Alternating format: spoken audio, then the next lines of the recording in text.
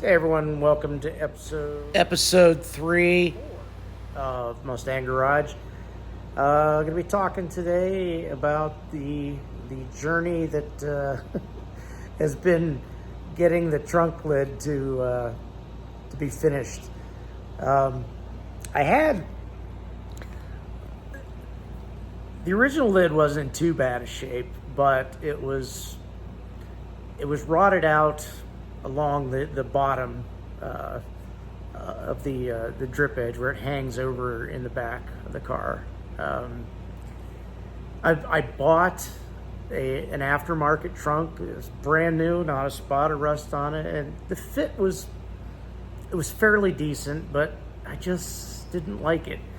And when I would put the Ford trunk back on, the body lines matched up perfectly. So I decided to keep it, and I ended up cutting up the original, or I'm sorry, the aftermarket trunk that I bought, and I cut out the pieces of rust in the factory trunk, and so I had to weld in multiple pieces in that trunk. In retrospect, I probably should just cut the entire back off and just done one continuous bead.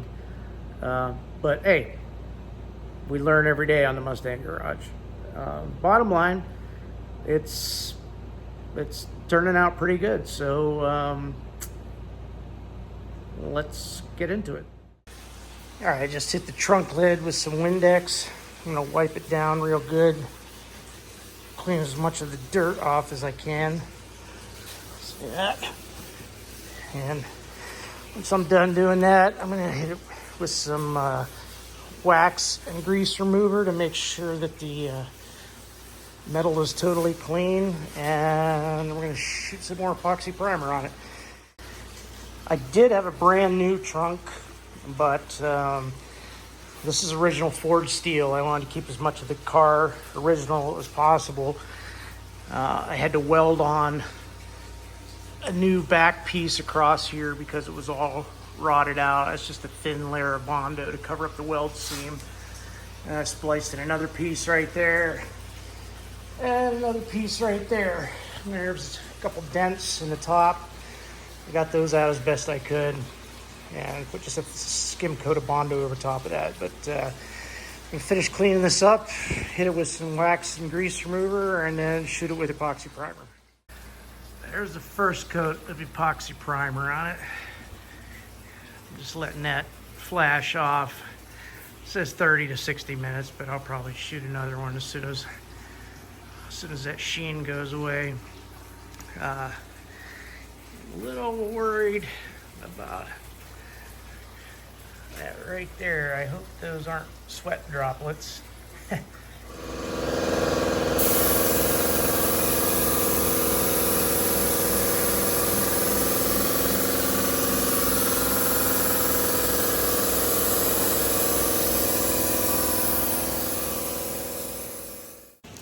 All right, so I got 2 coats of epoxy primer on the trunk lid, and it's looking pretty good. It's drying. I'm going to let it dry overnight and put some high build sealer primer on it tomorrow to really make it look nice. But you're going for as minimum of flaws as you can at this stage. I think I got it pretty good. You really see the stuff that needs to be addressed. I got it pretty good right now, bare metal with a little bit of filler. But we'll shoot a couple layers of high build primer on there that's sandable, and maybe fill in with a little putty if we have to here and there. But it's looking pretty good right now. And like I said, I'm gonna let that dry overnight, and then we'll zoom in and you'll see what I'm talking about with just some of the little flaws. Overall, though, I'm pretty happy with how it turned out. So, till next time. All right, it's like 4 hours later. I came out here to check on how this epoxy's drying, and it's looking pretty good. I mean, I am really surprised at how well this turned out. I mean, it looks almost like a brand new piece of metal. Now, once you put the primer on it, that's when you see this stuff here. That all needs to get fixed before laying down the paint. I mean, that's pretty decent right there. But I want it to be perfect. So once we get some of that filler primer on there, get a real light coat, put a couple coats of that on there and start sanding it. Put some filler in. That all needs to be fixed. Now this stuff needs to be perfect before you put that paint on it, or all this is going to stick out. That body line right there, you can see it's got a little bit of a wave to it. I'm going to sand that out, fix that, and fix that. And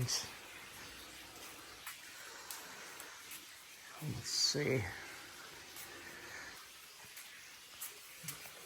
Other than that, I am real happy how this turned out.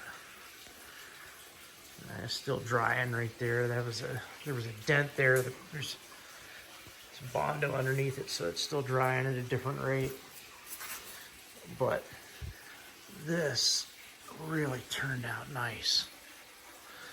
That whole back end from that body line down is 3 different pieces of steel I welded in there. Yeah, like I said, it still needs a little work, but I'm really happy with that right now. And it's next day, and the epoxy is cured pretty well overnight. You can see a little bit of filler material underneath, just a different texture, but that's nice and smooth. And I'm real happy with how this turned out. I'm gonna go ahead and shoot some high build polyester filler primer on here, and once we get that on, I'm gonna work these lines a little bit more. I mean, they're not terrible, but I'm a perfectionist, and looking real close you can see little waves in them. But we'll get that filler primer on there. We'll work that a little bit, do some work around that keyhole and try and make it look perfect. Get ready to mix up some of this high build primer surfacer from our good friends at Eastwood. And again, I only use Eastwood products because they're the best. All right, we're gonna mix this 4-to-1 with this primer surfacer activator. So we're gonna go to the 4-to-1 column here on the cup, and I'm going to fill that up to the number 4 with primer on the left, and then top it off up to the number 4 with the activator, and that should be a 4-to-1 mixture. As you can see, it went up to the number 4. It's just looks a little high. It's just paint on the cup, and I'm going to top it off with this activator until I get up to the number 4. And now that's a 4-to-1 ratio. And grab my mixing stick here, and we'll go ahead and mix this up. And I'm going to mask up because this stuff's going to start giving off some pretty powerful vapors. I had to get a new paint gun for shooting the high build primer. This is a 2.0. It's the size of the nozzle. You just need something bigger than that 1.5 that I had in order to get these solids through here. So I'm going to set it up just like I did the other one. Turn the paint flow all the way out, the pattern all the way out, and the pressure all the way out.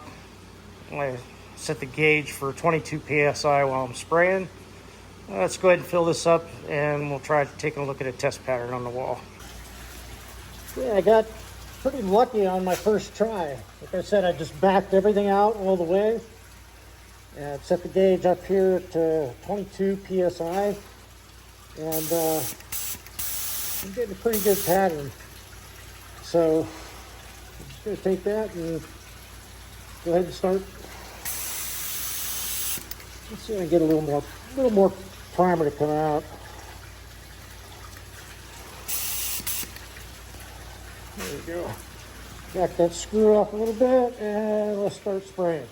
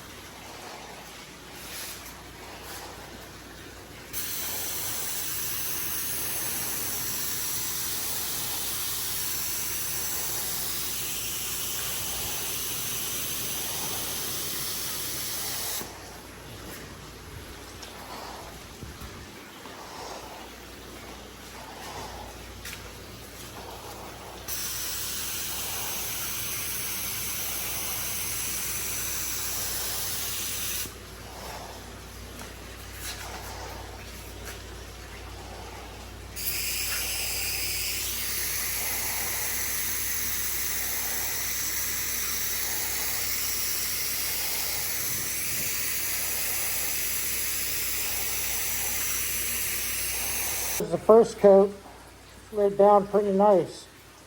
I'm supposed to allow 10 to 15 minutes for it to flash before shooting the next coat, and I'm really happy with the way it's turning out. Like I said, now that we've got primer on it, we're getting closer and closer to paint. You know, you can still see those little defects. Like I said, there's a little bit of a wave in those body lines. And there's some places right here I'm gonna have to touch up and sand. But other than that, you get it looking perfect in primer, it's gonna look perfect in paint. And that's what I'm going for. That's it for today's episode of Mustang Garage. Really, really happy with the way the trunk turned out. It does have some minor blemishes along the front side edge, but now that the primer's on it, you can really see those little details, the little tiny stuff that needs to be fixed. So I'm going to work that with some sandpaper and a little bit of filler, and get those body lines perfect. And then the top should be done. I just got to finish the inside now because I got some welding to finish on the inside, and of course some grinding and sanding, and then we'll get that taken care of too. Very, very happy with how this turned out. The surface looks amazing. It's still drying, so you see some zebra striping there, but it's gonna look great. It's like I said, a couple tiny spots there. That was a scratch in the epoxy primer, but that'll fill in with glaze, and we'll fix these couple little blemishes on the back, sharpen these lines, and straighten them up a little bit with a little filler and some sandpaper. Should be good. And big news in the Mustang Garage. Change number 23. The Mustang is going to be blue after all. And there's a reason for that. I mean, one, I started doing it blue, and then Lisa and I fell in love with the color Ember Glow. However, that was actually a 1966 only color. And I just so happen to have a 1966 Mustang back there. And something pretty exciting happened in the last 2 weeks. I met a guy in Wake Forest that has been building Mustangs for 40 years, and he was getting rid of all his extra crap. So, for $400, I got a complete convertible windshield frame set, all the trim. Actually, I got 3 sets of convertible window frames. I got 2 sets of convertible tops. The bows, I've started cleaning those up really good.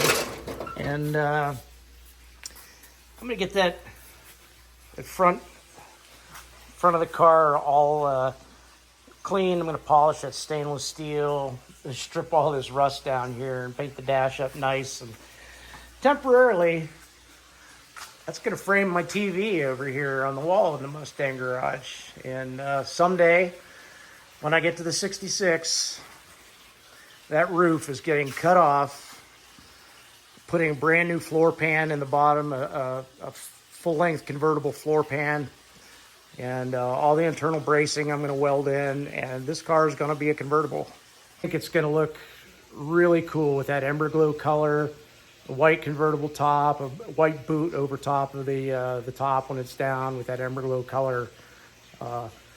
So it's going to be gorgeous when it's done, and so I've decided to save Ember Glow for that, and going back to the original plan of blue on the 65.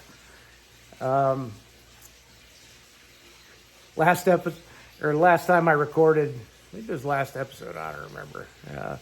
Little shout out to Barry over at Joe Daddy's Garage. I just said, till next time, and without even realizing that's the way he ends his videos.